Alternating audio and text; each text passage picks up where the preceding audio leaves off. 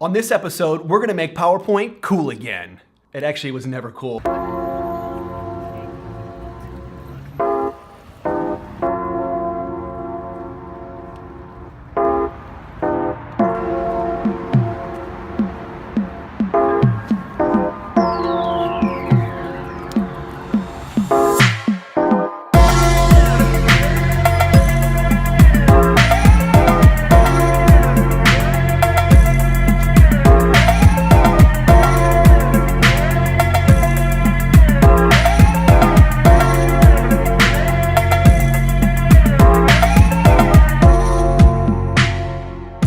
Hey everybody, and welcome to episode 2 of the vlog. All right, let's get a little practical now. So today we're going to be talking about a concept called storyboarding.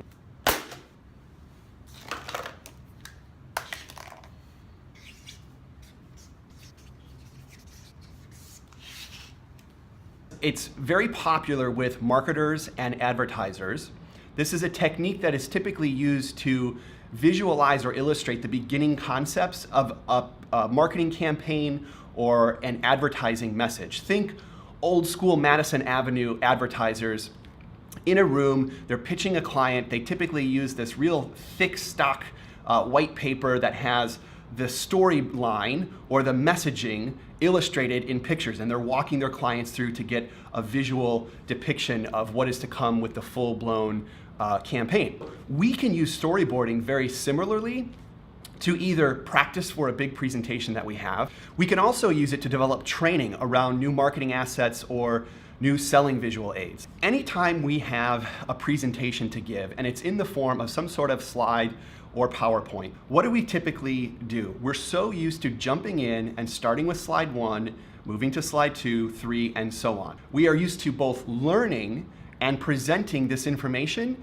in a linear fashion. Storyboarding is a way that you can actually step outside of your tendency to go linear from top to bottom with a presentation, and it also gives you a great reason to start to group your talking points and your visual assets together to make a more meaningful output, which will be your ultimate pitch presentation. I'm going to demonstrate a little bit today on what a storyboard looks like, and I'm going to be using my Thoughttium pitch deck. I'm constantly working on this, and I'm constantly shaping it. Storyboarding is a technique that I use to make sure that I'm on point with my messaging and to make sure that I'm not necessarily looking at my talking points in that linear fashion. So let's get started.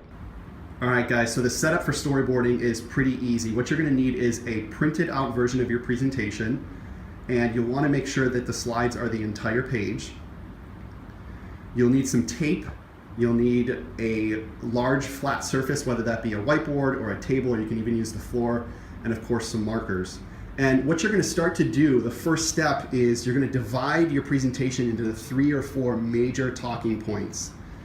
And you're going to assign 2 or 3 what I call money slides to each of those talking points.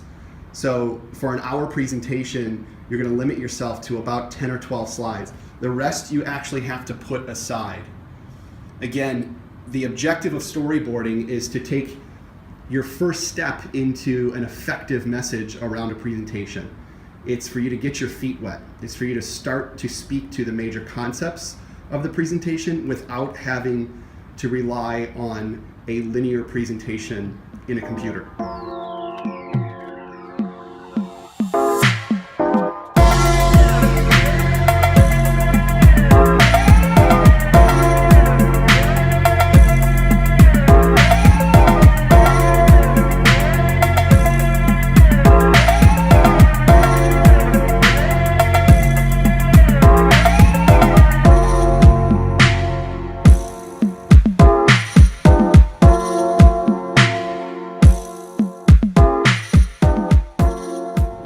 So once your storyboard is constructed, this is where the real practice happens. This is your opportunity to take a step back, remind yourself of the overall message, start to take a look at each individual section now the way that you've laid it out, and remind yourself of the key talking points that will allow you to transition from one section to the next. You'd be surprised at how you'll be able to retain the message and then recite the message a lot easier when you've got it in this visual fashion and you're working with it in different ways. So I'll take you through my presentation real quickly to show how you might want to walk through a storyboard. And I'll share some of the trends that are happening in the learning and development space that are pretty exciting and causing us to think a little bit differently. As our industry is changing constantly, and the way that we adapt is super important. And in L&D, oftentimes it's looking outside of corporate America to understanding what's new and exciting, particularly in new teaching models. The Khan Academy is a great example of an online platform that's starting to redefine the way that children are learning in elementary school by self-paced educational material. Secondly, alternative credentialing is another hot topic where learners today, both children and adult, are really demanding a more specialized learning experience and gaining accreditation or badging for that particular area of interest or particular area of learning. And thirdly, we all know that learning is an extremely personal experience, but personalized learning is at the forefront now of the way that we design curriculum. And higher education is leading the way where certain institutions are enabling their professors to engage in contracts with their students so that they're co-developing their experience and the curriculum that goes along with it. Those are just 3 trends that are affecting the L&D space today, and all the more reason for us to really start to diverge our thinking and understanding what's happening in the marketplace and how we can adapt to make for a more focused and a better learning experience. So that's storyboarding. Use it to train your new employees on key selling messages or marketing materials, or just simply to prepare for a big presentation that you've got coming up. Thank you guys for joining episode 2. Hopefully you learned a little bit, or maybe were inspired to do things a little differently. I am super excited about the next couple weeks coming up. I'm going to be traveling. I'm going to have the opportunity to work with a couple great friends of mine, and hopefully I'll be able to continue to bring you value. The perspective over the next couple weeks is really going to be focused on 2 things. First, what it takes to design and make a great experience. And secondly, how do we start to design and envision our physical space? I'm going to be looking outside of corporate America, outside of learning and development for that perspective. So I'm really excited to continue to build this project and put together content for you all. And we'll see you very soon.